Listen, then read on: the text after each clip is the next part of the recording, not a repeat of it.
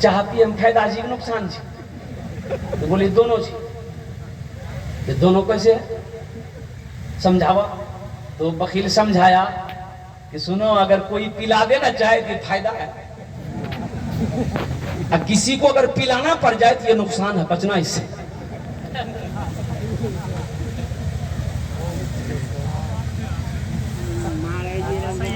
तूफान नू जो आया ना, सारी दुनिया खत्म हो गई तूफान नू में। खाने काबा की दीवारें गिर गई, जो हजरत आदम अलैहिस्सलाम ने बनाया था और पैगंबरों ने जो बनाया था। अच्छा, नूह अलैहिस्सलाम का नाम आप लोगों ने सुना है? भाई अल्लाह के पैगंबर हैं। हाँ, अल्लाह ने कुरान में सूरे नू भी है, सूरे नू भी है। इतनी जालिम कौम थी ये, हजरत नूह अलैहिस्सलाम 950 साल कौम को दावत दिए। 950 साल के अंदर में जानते कितने लोग मुसलमान हुए? 80 लोग मुसलमान हुए।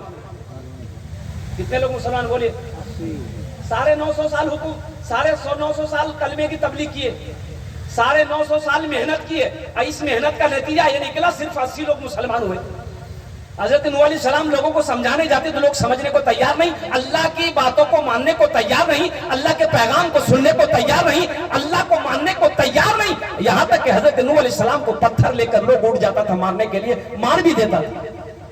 नूह अलैहिस्सलाम ने कहा, या अल्लाह, ये कौम समझने वाली नहीं है, अजाब नाजिल कर दे। तो अल्लाह ने कहा कि मेरे नूह, ऐसा करो, ये कश्ती बनाओ, ये किश्ती बनाओ। अच्छा, किश्ती जानन ना अपनारा जानन? तो अरे जिक्रा कही मजी लहा की कही, हाँ, एक किश्ती बनाओ, उसमें तुम सवार हो जाना, अपने मानने वालों को लेकर सवार हो जाना।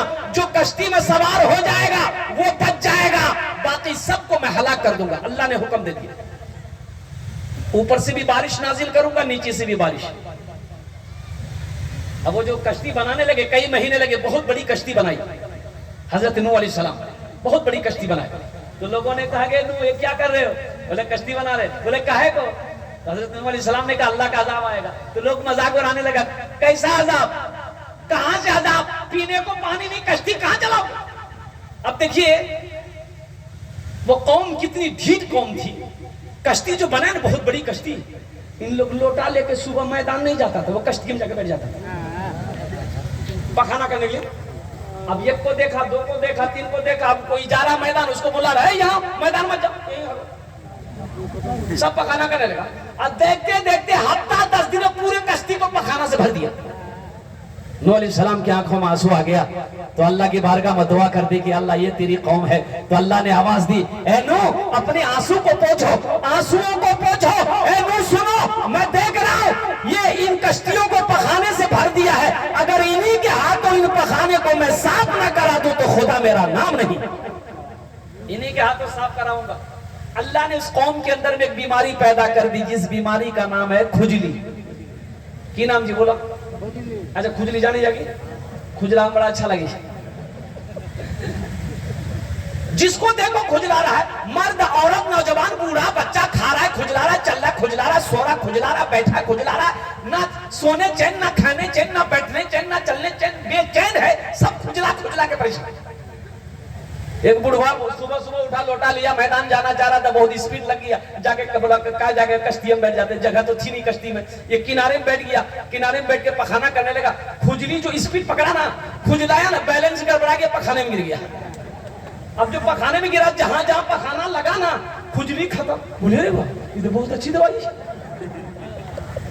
अच्छा देखिए अल्लाह की कुदरत, देखिए अल्लाह की शान, देखिए वो पखाना जहां लगता था ना, खुजली की जगह खुजली खत्म हो जाती, खुजलाना बंद। ये आदमी सोचा रे वाह, खुजली नहीं है शायद, तो थोड़ा सा पखाना लिया हाथ में, बोला यहाँ खुजला, वही देखिए लगल के खुजली खत्म। बोले वाह, अभी तो स्पेशल दवाई, ये एक नंबर दवाई। ले के हाथों में पूरे मल के चेहरा उड़ा, माथा उठा, पीठा उठा, मल के एकदम बराबर है। बोला हाँ, आराम मिल गया, एकदम एक नंबर दवाई।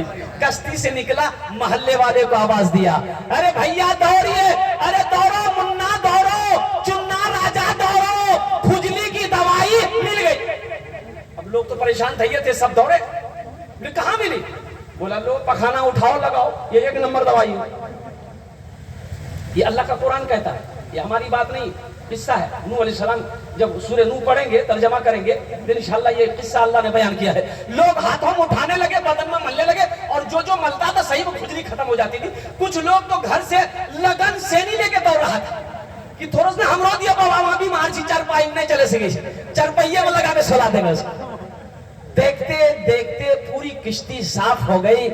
बाद में जो लोग दौड़ दौड़ गया नहीं मिला तो कश्ती को धो धो के वो पीता भी था, लगाता भी था। क्या बहुत अच्छी दवाई है, बहुत अच्छी दवाई है। तूफान नूह के बाद हजरत इब्राहिम अलैहिस्सलाम, हजरत इस्माइल अलैहिस्सलाम को अल्लाह ने हुक्म दिया, मेरे इब्राहिम मेरे घर की तामीर करो। बाप भी पैगंबर, बेटा भी पैगंबर, कुर्बान जाओ। आज तो कुछ लोग भाई हमारा समझते मस्जिद में काम करना अल्लाह अकबर कबीरा हकीर समझते।